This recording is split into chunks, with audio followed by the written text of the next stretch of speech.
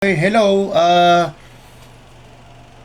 Ang susunod na video, ipapakita ko naman kung paano magpalit ng hard drive to SSD. So, medyo lumang laptop na to. Bumili ng bago kasi medyo mabagal nga ang reading ng HDD o hard disk drive. Papalitan ng SSD ng solid state drive. So, medyo lumang klaseng laptop pero okay pa naman, walang problema. Mabagal lang ang reading kasi nga HDD. So, papalitan ng SSD. O, bubuksan na muna natin. Siyempre, ang unang gagawin, tatanggalin muna yung battery. Eject muna yung battery. Kung matatanggal, possible tanggalin sa labas, tanggalin. Matigas ah. Okay, tanggal ko na yung battery. Siyempre, yung mga tornilyo na. O, dapat komportable ka gumawa. Huwag magmamadali. Oh, may mga tornilyo to. Pero dati na parang nabuksan to. Papalitan lang ng HDD to SSD. Okay, buksan ko muna. Ayan, nasa huling part na ako ng tornilyo. Okay, di natanggal yun yung mga tornilyo. Naluwagan na. May mga tornilyong natatanggal talaga. Merong hindi. Na parang luluwag lang. O, double check ko naman. Okay naman. Okay naman. Okay. Okay. Okay na. Ngayon, ang susunod na step, kailangan mo ng flat screw maliit, no? Maliit na flat screw. So, syempre, susungkitin mo lang to ng dahan-dahan. Kasi meron parang gilid dyan, no? Sungkitin mo lang siya. Yan, sungkit. Angat, dahan-dahan, as in dahan-dahan talaga. Dahan-dahan. Dahan-dahan. Huwag yung bibiglain ng paghatak. Kasi, minsan, merong mga strips dyan na nakakabit na kailangan tanggalin muna bago totally iangat. Okay naman siya. Okay. Kailangan mo ng flat. O, kita ba sa camera? Okay. Dandahan lang. Dandahan. Dandahan. Kung ka pa doon. Okay. Yun, natanggal na. So, dahil natanggal na, silip muna konti. Kasi baka meron silip. Okay, mukhang wala naman. Okay, so madali lang kasi walang wire na nakakabit dito, natatanggalin muna. So, ayan lang. Ito lang yung pyesa niya. So, kitang-kita natin yung pyesa niya. O, saan yung hard drive niya. O, ito yung hard drive niya. So, ito yung HDD niya. O, syempre, tatanggalin natin yan. Paano tanggalin yan? May isang tornilyo palagi yan dito. Ayun, o. Isang tornilyo. Tanggal natin. O, mas maganda kung magnetic yung tornilyo nyo para, yung screw driver para madaling tanggalin. O, yun na siya. Tapos, flat screw pa rin ang kailangan nyo para iangat ng bahagya. Okay, dahan-dahan, dahan-dahan. Tapos, ayan. O, ingatan nyo lang ito na hindi mabatak ha. Ingat. Kinakalas lang yan. Ayan. So, syempre ito, meron kasing guide yung drive niya. So, tatanggalin natin to. Yung drive niya. Paano ba to? So, nakasuksok lang. Yung iba naman kasi, nakascrew. O, gagayahin lang natin yan mamaya. No, para nakaganon lang siya. Okay, para hindi malito. Yan, o nakaganyan. Okay, syempre, bubuksan na natin yung bago niyang SSD. O, bagong-bago ako pang magbubukas. O, para kung may problema rin, at least na videohan. Talagang, talagang na videohan na baka may problema. Okay, so magkano bili mo dito, te? 3,800. Ako, mahal na pala ngayon na. O, 3,800. Box, ang laman niya, walang iba kundi ayun lang. O, SSD plus manual. O, tago nyo lang for warranty, 1 year warranty, 1 month replacement. O, pares na pareha. Sabi natin kanina, ganyan ang position niya. O, nakaganyan pala. O, pares na pares, di ba? O, ganyan natin para di ka malito. O, gagahin lang natin. Nakasiksik sa butas, nakasiksik sa butas, nakasiksik sa butas. Ayun. So, walang pagkakaiba. Same size, 2.5, 2.5. Okay na. Ibabalik lang ulit natin. Ayun o. Iba, napakasimple lang, di ba? Basta huwag kang kakabahan. Napakadali lang. Kasi kung ipapagawa mo sa iba to, paktay ka. Ayan. O, ibalik lang natin. Okay na. So, intact naman. Wala tayong ginagalaw na iba. Ibabalik na natin yung tornilyong hindi ko makita sa kung naman nilagay yun. Ayun. Sana? Ay, ito pala. Ang liit kasi. Kulay itim, o. Dapat itim yung background nyo para... black. White para makita. Naku, hirap. So, itong medyo mahirap kasi dapat talaga magnetic yung screw mo. Driver. Kasi, ang hirap isuksok, Wait nga lang. Magnetic ba to? Go! Okay na, ito na, kakabit ko na. Hindi kasi magnetic, mahirap eh. Wala rin naman on chane. Mabilisan lang kasing video. So, ikakabit na. Ayan na, hinipitan ko na. So, anong purpose? Ba't kumbilitan ng SSD? Mas mabilis kasi ang booting o yung reading sa SSD compare sa HDD. So, okay na. So, bago natin takpan, syempre kailangan natin muna testingin para sigurado. So, hindi ko muna ito tornilyo. Wala namang ibang pwedeng kabitan. Ganun lang talaga. May ibang laptop na medyo mahirap. Ito medyo madali-dali eh. So, hindi ko muna ito tornilyo para kung ano man ang problema niya, mahigpitan pa natin. Ayan. So, ang gagawin ko na ngayon, ibuboot ko siya. Ate, nagbuboot ba to kahit walang cable? Nagpa-power kahit walang... Hindi po gumagana yung... Ito na lang. Oh, sige. Ay, pwede po yan. On ko na. Ayun na. Malalaman naman natin yan dito kung nandito na siya eh. Hindi po ito. Sila pala kasi yung ano niya, yung keyboard niya. So, gagamit tayo ng external keyboard, USB. Gagamit tayo, ayan. O, restart ulit natin. Okay, nag-restart na. Punta tayo sa setup o F1, F2 yun. Depende sa laptop. May Dell o entering setup na. May F1, may F2. So, kaso ko F2. So, papasok na siya. Para lang makita natin kung pumasok nga o nakikita si SSD na kinabit natin. O, hanapin ko lang. Wait lang ha.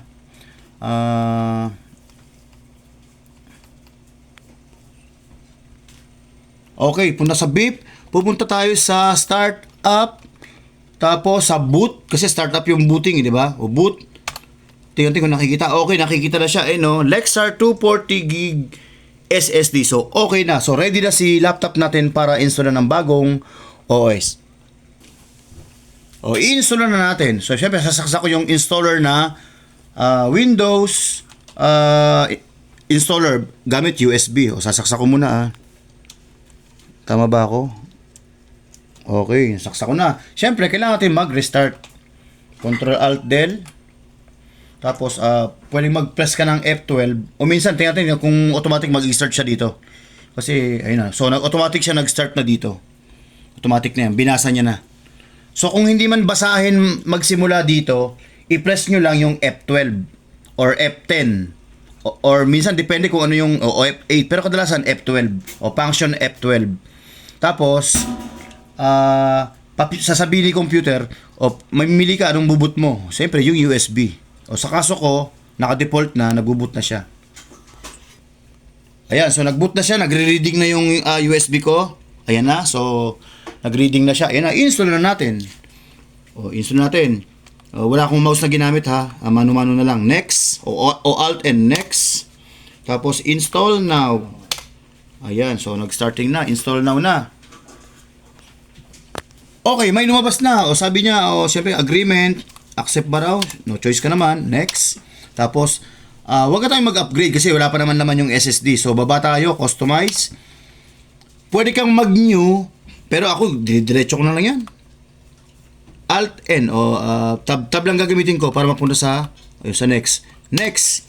O, ang gagawin niya ngayon, copy Windows na. Tapos, ayun, sabi niya, getting files ready for installation. So si USB, i-copy niya na. Inutusan niya na si computer na yung laman ng installer, i-copy niya na sa SSD. So, ayun yun yung ginagawa niya. So, naka 1% na tayo. O, pag naka 100% na yan, popause ko yung video para malaman kung ano yung exactong status. Okay? O, pause muna. Here we go. Okay, 97% na. Malapit na. Okay, 97, 98, 99.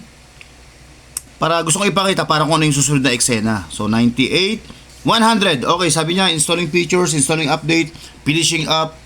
Ayun na, layo ka ng konti. Dito ka para medyo front view. Ayan, installing updates. Ngayon, pagkatapos yan, magre-restart siya kasi nakopy niya na yung installation file. O pwede mong hintayin yung restart in 9 seconds or pwedeng i-restart mo na kagad. Tapos, pag restart ko na ha, restart. Alt-R. O restart na. Ngayon, habang nagre-restart siya, kailangan mo nang tanggalin yung flash drive. Bakit? Kasi, pag hindi mo tinanggal to, si computer paulit-ulit lang niya nagagawin na lagi siyang magsisimula dito. Sa kaso natin, tapos na yung command natin na i-copy yung installer galing dito papunta kay computer. So, dahil binunot na natin to, ang mangyayari, wala siyang mababasang installer na USB. Ang hahanapin niyang babasahin, yung kinopy niyang galing dito. So, ayun na, sabi niya, starting service. So, kailangan, pag nag-restart, take note, pag nag-restart na, habang nag-restart, bunutin nyo na yung USB o Windows OS installer nyo. Bunutin nyo na.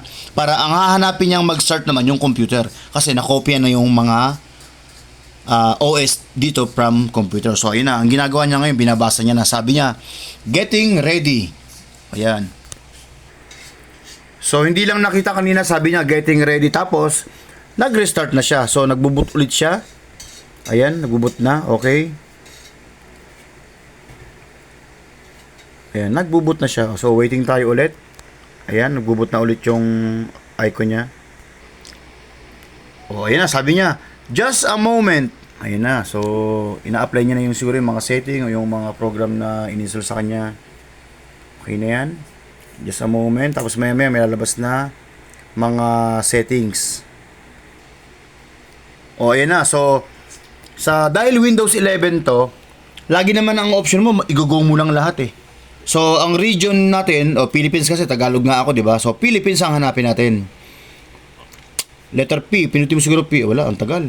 Page up, page down ako. Meron bang page up, page down sa keyboard mo? Wala kasi. Naku, letter C pa lang. Wala bang page up dito? Ito, function. Letter P. Philippines. Enter. Tapos, reading siya. Tapos, yung keyboard layout niya, tama na yan. Mag-enter ka na lang. Yes. Tapos, gusto mo mag-add, wag na. Skip na lang yan. Hindi mo na kailangan yan eh. Sa Windows 11 to ha. Tapos, sabi niya, let's connect. Hindi ko memorize yung, yung password ko eh. Sabihin ko na lang, I don't have internet. Later naman, pwedeng mag-connect eh. Madali na lang yan. Tapos, I don't have internet, pinili ko. Tapos, sabi niya, continue with limited setup. Hindi na ako magko-connect. Ulit. Nagtatab lang ako. The space bar. Ayan. So, next, nag-continue ako sa limited setup kasi nga, hindi ko kinelect. Ngayon, syempre, ipapangalan natin. Anong pangalan to, te? Leary po. L-E-A-R-E? Okay, Leary ang pangalan kasi na nagpagawa. Shout out kay Ate Leary. Tapos, next. Password. Kung gusto mo maglagay ng password, lagyan mo. Kung ayaw mo, mag-next ka lang. So walang password yun. Later on, napakadali naman lagyan ng password. Tapos, ayun yung mga default na setup niya. Mga settings niya, mga kung ano-ano man. Kung ibababa mo yan. Pero, ayoko nang galawin. Default na lang. Next. Next ulit. Tapos, accept the agreement. Okay na. Tapos, magbubuto siya. Sabi niya, just a moment ulit. Sabi niya, hi. Ayun na. So, starting na kasi si OS. Ayun na. So, ayun yung kanina. Sabi niya, hi, getting files ready. Lumabas na siya. So, ganun lang ka-easy pala mag-set up ng OS. So, medyo mabilis lang ako magsalita, no? Kasi medyo gabi na, yung nagpapagawa, medyo nag-rush ng konti. Ganun lang. Kung tutuusin, napaka-easy lang eh. Basta medyo smooth ka lang kumilos, tapos ma-set up po ng maayos, okay na. Okay? So, salamat sa panonood. Sana kahit mabilis ako magsalita, naintindihan nyo. So, medyo malinaw naman ako magsalita. Mabilis lang talaga. Okay, salamat po. Thank you.